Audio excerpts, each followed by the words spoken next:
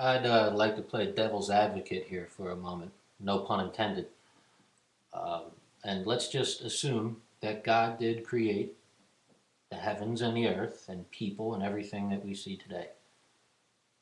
We have to then ask, what was the motivation for creating humankind? What was it that God desired when he created humans? Did he just want some people to worship him?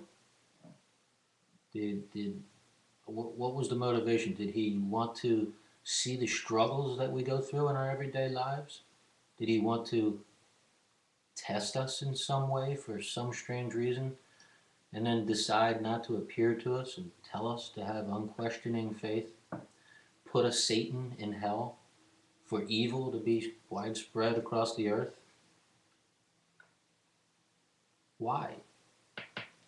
And prior to creating the universe, they said God was never born, he just always was. He must have been sitting around a whole long time, nothing to do, and was bored. So he said, well, I'll create a whole universe, and on one special planet, I'll put these people, and I'll tell them to worship me. And if they worship me, then they can get to be with me in heaven. But everything else on the earth, they don't get a chance to go to heaven. No other creature except for humans.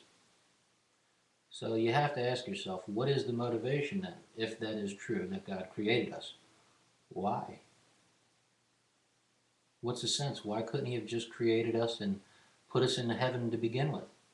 Wouldn't that have been much easier? Just give us eternal life? Why do we have to go through this human form first to qualify, if you will, for heaven? To me, it's a ludicrous idea that a God created us just to worship him. So, I hope I've inspired a little thought.